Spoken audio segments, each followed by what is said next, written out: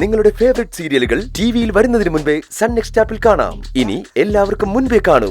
ഇപ്പോൾ തന്നെ sun next app download ചെയ്ത് സബ്സ്ക്രൈബ് ചെയ്യൂ.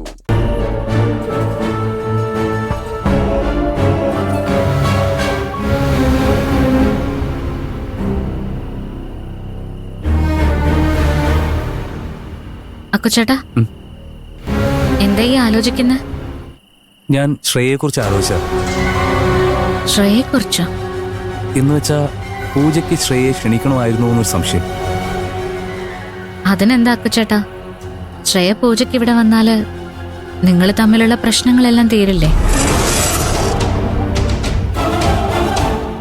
അല്ല അക്കുചേട്ടാ, ഞാൻ ഉദ്ദേശിച്ചത് ഓഫീസിൽ നിങ്ങൾക്കിടയിലുള്ള പ്രശ്നങ്ങൾ തീരില്ലേന്ന്.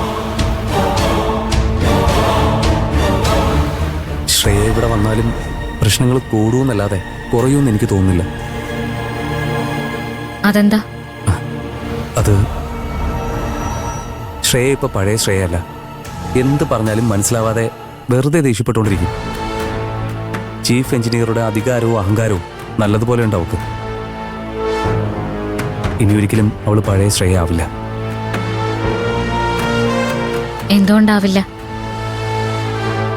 നഷ്ടപ്പെട്ടത് തിരിച്ചു കിട്ടിയ ശ്രേയ പഴയതുപോലെ ആവും.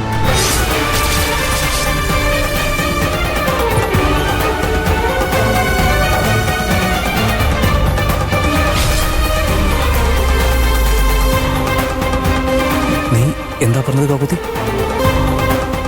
അക്കുചേട്ടാ, ശ്രേയയുടെ ജീവിതത്തില് എന്തോ വലിയ നഷ്ടം ഉണ്ടായിട്ടുണ്ട്.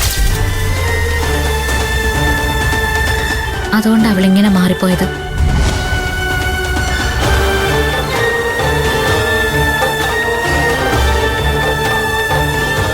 പാവം ശ്രേയ. എന്താ സംഭവിച്ചതെന്ന് നമുക്കറിയില്ലല്ലോ. ആരോ അവളുടെ മനസ്സ് വല്ലാതെ വേദനിപ്പിച്ചിട്ടുണ്ട്.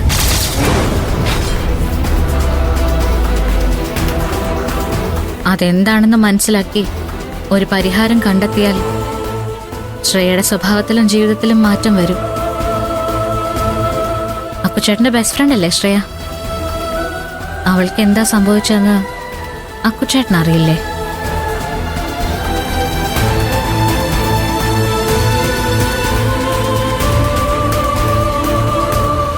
ഇല്ല, എനിക്കൊന്നും അറിയില്ല കാക്കുത്തി. എപ്പോഴെങ്കിലും മനസ്സിലുള്ള സത്യങ്ങൾ തുറന്നു പറഞ്ഞൂടെ അക്കുചേട്ടാ? നീ എന്താ ആലോചിക്കുന്നത്? ഏയ്, ഒന്നുമില്ല. ശ്രേയയുടെ ദേഷ്യത്തിന്റെ കാര്യം ആലോചിച്ചതാ. ആരോടോ ഉള്ള ദേഷ്യം ആരോടൊക്കെയോ കാണിക്കുന്നു.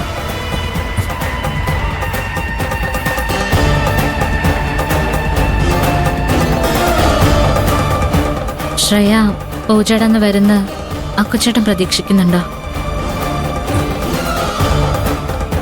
എനിക്ക് തോന്നുന്നത് ശ്രേയ വരില്ലെന്നാ. പക്ഷെ എനിക്ക് അങ്ങനെയല്ല തോന്നുന്നത്. പൂജയ്ക്ക് ശ്രേയ എന്തായാലും വരും, എനിക്കുറപ്പാ.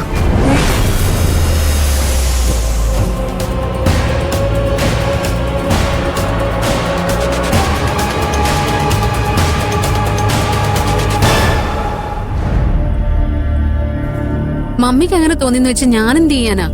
നീ ശരിക്കും ഒരു തീരുമാനത്തിലെത്തിയില്ലെന്ന് ഉറപ്പാണ്. സത്യമായിട്ടും മമ്മി, ഞാനൊന്നും തീരുമാനിച്ചില്ല. ഞാൻ വിചാരിക്കുന്നതിന്റെ ഓപ്പോസിറ്റ് ആയിട്ടാ കാര്യങ്ങൾ പോകുന്നത്. എന്റെ ഫാദർ ഇൻ ലോ ആയിട്ട് മനസ്സിൽ കണ്ടതാ ആകാശിന്റെ അച്ഛനെ. ആ ആള് തന്നെ വന്ന് ചാരുവിന്റെ ആകാശിന്റെയും രണ്ടാം താലികെട്ടിനെ എന്നെ വന്ന് വിളിച്ചിരിക്കുന്നു. നീ എന്തിനാ വിഷമിക്കുന്നത് മോളെ? നിന്നെ മരുമോളായി കിട്ടാൻ അയാൾക്ക് ഭാഗ്യമില്ല, അത്രേ ഉള്ളൂ. ആ തുണി കച്ചവടക്കാരിയെ മരുമകളായി കിട്ടാനാ അയാളുടെ യോഗം. നീ അതൊന്നും ആലോചിച്ച് വിഷമിക്കൊന്നും വേണ്ട. ഞാനതൊക്കെ വിട്ടതാ മമ്മി. എന്നാലും ചില ടൈമില് മനസ്സിനൊരു വിഷമം. വിഷമിക്കേണ്ടത് നീയല്ല മോളെ, ആ ആകാശം ചാരുവാ. എന്നിട്ട് നീ എന്ത് തീരുമാനിച്ചു? പൂജയ്ക്ക് പോകുന്നുണ്ടോ?